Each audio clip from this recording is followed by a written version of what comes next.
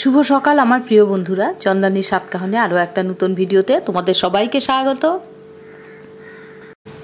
এখন বাজে সকাল 7:30। এখন থেকে আমি আমার ভিডিওটা শুরু করছি। আমি দেখো স্নান করে কিন্তু সকালবেলায় ঠাকুর ঘরে চলে এসেছি। আজ জন্মাষ্টমী, তোমাদের সবাইকে জানাই আমার জন্মাষ্টমীর অনেক অনেক শুভেচ্ছা। আজ যেহেতু জন্মাষ্টমী উপোস করেছি, আর প্রতি বছর জন্মাষ্টমীর পুজোটা আমি অবশ্যই একটু বড় করেই করি, কিন্তু এই বছর আর বড় করে করছি না, খুব সামান্য আয়োজনে পুজো করব। কারণ এই বছর আমার শরীরটা ভীষণ খারাপ। দুদিন আগেও ভেবেছিলাম যে আমি আজ উপোসই করতে পারবো না, কিন্তু যাই হোক গোপুর নাম স্মরণ করে উপোস করেছি। দেখা যাক সারাদিন কেমন থাকি। আর আসলে আমার পেটের সমস্যা হচ্ছে কদিন হলো, বেশ কিছুদিন হলো, তবে একটু দুদিন হলো একটু বাড়াবাড়িই হয়েছে, সেই জন্য একটু ভয়েই আছি। তবু যাই হোক উপোস করেছি। প্রতি বছর উপোস করি, এবছর করব না, সেটাও কেমন লাগে তাই উপোস করলাম। যতটুকু পারি আয়োজন করে গোপুর পুজো দেব। আর এদিকে সকালবেলায় চলে এসেছি স্নান টান করে ঠাকুর ঘরে সব ফুল দুব্বো এগুলো বেছে গুছিয়ে নিচ্ছি। আর প্রতিদিনের যেটা নিত্য পুজো আছে ঘরের ঠাকুর, আমার তো অনেক ঠাকুর, তোমরা আমার ভিডিওতে দেখতেই পাও, সেই ঠাকুরেরও পুজো করতে হবে আগে।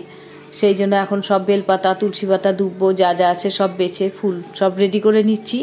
আগে ঘরের পুজোটা দিয়ে নেব, ঘরের পুজোটা দেওয়া হয়ে গেলে তারপর অন্যান্য কাজকর্মগুলো করব। এদিকে আমার ফুল বেলপাতা সব রেডি করে ঘরের ঠাকুরকে প্রতিদিনের যেটা পুজো দেওয়ার সেটা পুজো দেওয়া হয়ে গেছে। আর আজ যেহেতু শনিবার, আমি বজরংবলীকে একটু ওই কর্পূর আর ঘিয়ের প্রদীপ দিয়ে একটু আরতি করি, তাই একটু পুজো সেরে বজরংবলীকে একটু আরতি করে নিলাম। আরতি করে শাক বাজিয়ে পুজোটা শেষ করলাম।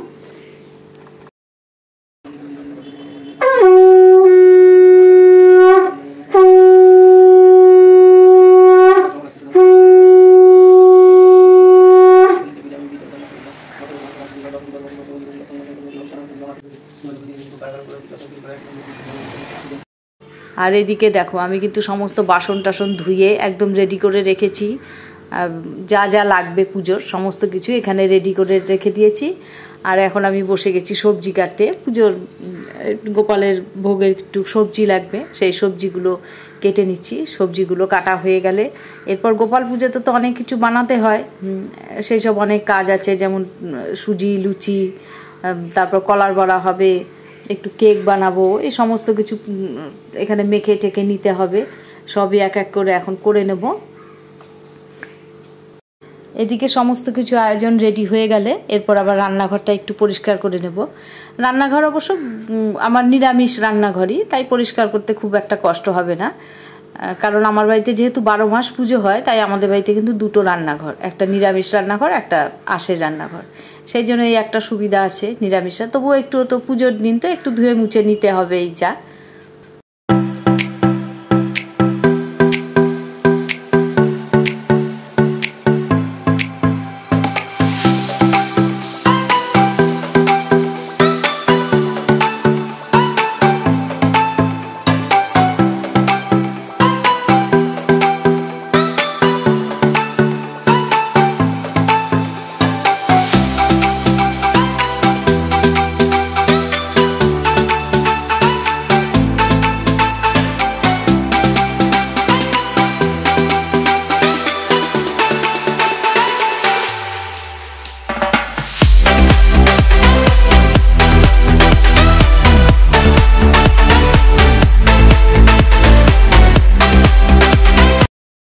এই গোপুর পুজোর একটা বিশেষ বড় কাজ কিন্তু হচ্ছে এই তাল চালা। তোমরা যারা তাল চেলে গোলা করো তারা অবশ্য জানো যে তাল চালতে বেশ খানিকটা সময় লাগে। তাই আমি এই তাল চালার কাজটা কিন্তু সব সময় আগের দিন রাতে করে রাখি। এইবারও তাই করেছি, আগের দিন রাতে তালগুলো চেলে তারপর নারকেল কুড়িয়ে একদম রেখে দিয়েছি সুন্দর করে। আর আমার একটা সুবিধা আছে, আমার ঠাকুর ঘরে একটা ফ্রিজ আছে ঠাকুরের, তাই অনেক সুবিধা, আগের দিন কিছু করে রাখলে রেখে দেওয়া যায়। আর আমি সেই জন্য তাল আর নারকেল কোরানিটা করে একবারে ফ্রিজে রেখে দিয়েছিলাম রাত্রিবেলায়। এতে আমার অনেকটা সময়ও বেঁচেছে। দেখো আমরা কত সুবিধায় আজকাল কাজ করি, কিন্তু আমাদের মা শাশুড়িদের আমলে কিন্তু এই সুবিধাটা ছিল না। তারা কিন্তু ফ্রিজও পায়নি, যেমন মশলা বাটার জন্য মিক্সি, রুটি বেলার জন্য রুটি মেকার, কত কি বেরিয়েছে। আমরা কত সুবিধায় কাজ করি এখন, তবুও আমরা অনেকে কাজ করতে ভয় পাই আজকাল। কিন্তু আমাদের মা শাশুড়িরা কিন্তু হাতেই এসব করতো এবং দিনের দিনেই সব করতো, এই টাল টাল চেলে। কিন্তু আমরা এখন অনেক সুবিধায় কাজ করি।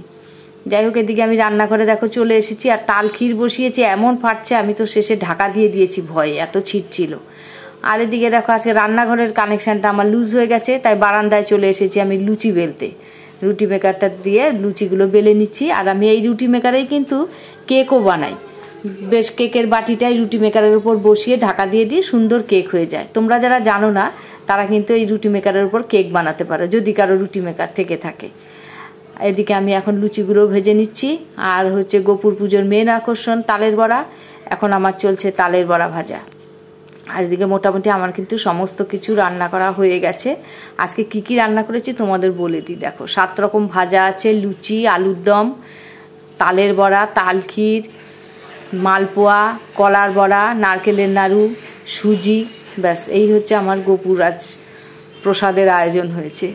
আর এখন আমি আমার গোপুকে একটু অভিষেক করিয়ে নিচ্ছি, অভিষেক করিয়ে তারপর পুজো দেব।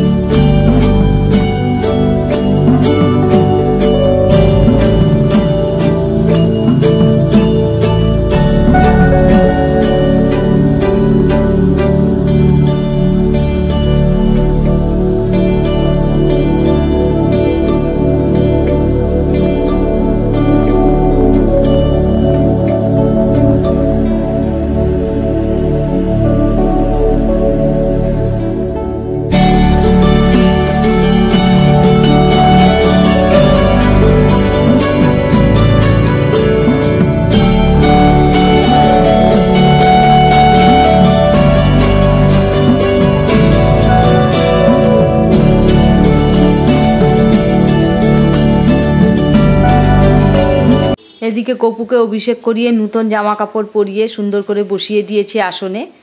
আর এখন আমি সমস্ত খাবারগুলো সুন্দর করে সাজিয়ে দিচ্ছি, সাজিয়ে দিয়ে এরপর পুজোয় বসবো। আজ কিন্তু বাবা লোকনাথেরও আবির্ভাব তিথি, তাই বাবা লোকনাথকেও কিন্তু একটু মালা পরিয়ে যা যা প্রসাদ বানানো হয়েছে সবই দিয়েছি বাবা লোকনাথের উদ্দেশ্যেও।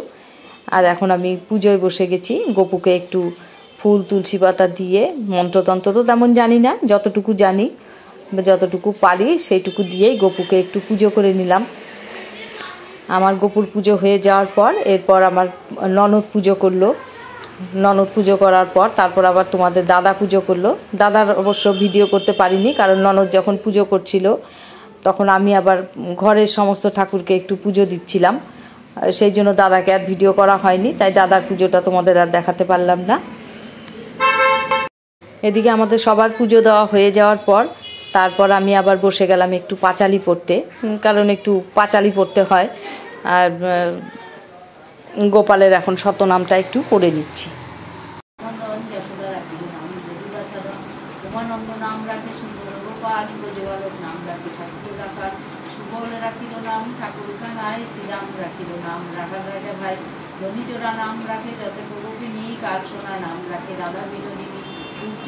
নাম কপিল পাবন হরি চন্দ্রপুরী নাম রাখে মোহন বংশীধারী অনন্ত রাখিল নাম অন্ত না পাইয়া কৃষ্ণ নাম রাখে মোর গর্ব ভেনেতে জানিয়া কর্ণমণি নাম রাখে দেব চক্রপাণী বনমালী নাম রাখে বনের হরিণী গজহস্তি নাম রাখে শ্রী মধুসূদন আজামিল নাম রাখে দেবনারায়ণ পুরন্দন নাম রাখে দেব।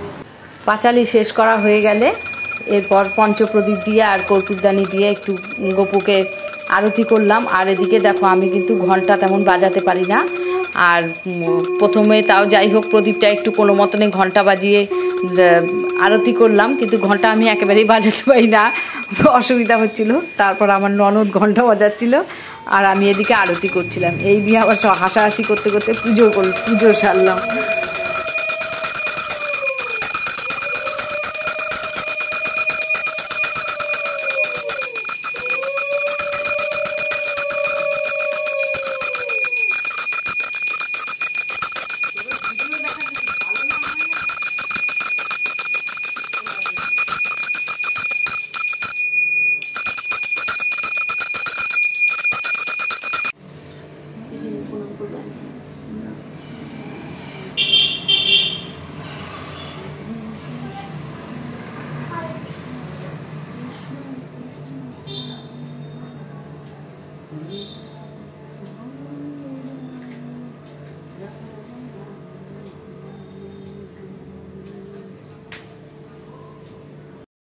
পুজো শেষ হয়ে গেছে মানেই এখন প্রসাদ খাওয়ার পালা। তবে আজকে যদিও আমাদের প্রসাদ খাওয়ার কিন্তু বেশি লোকজন নেই, কারণ তোমাদের আগেই বলেছি যে আজ আমার পুজো খুব ছোট্ট আয়োজনে, তাই লোকজন কম আজ। অন্যান্য বছর কিন্তু অনেক লোকজন থাকে। যাই হোক, সবাইকে প্রসাদ দিলাম।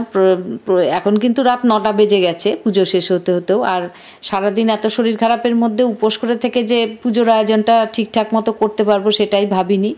যাই হোক, গোপুর আশীর্বাদে হয়ে গেছে সেটা। সুন্দর করে এই পুজোর আয়োজনটা করতে পেরেছি, পুজোটাও করেছি। আর আমার পুজোর সমস্ত কিছুই তোমাদের সঙ্গে ভাগ করে নিয়েছি সারাদিন। তোমাদের কেমন লেগেছে আমার পুজো? ভালো লাগলে অবশ্যই একটা লাইক কমেন্ট করতে ভুলো না।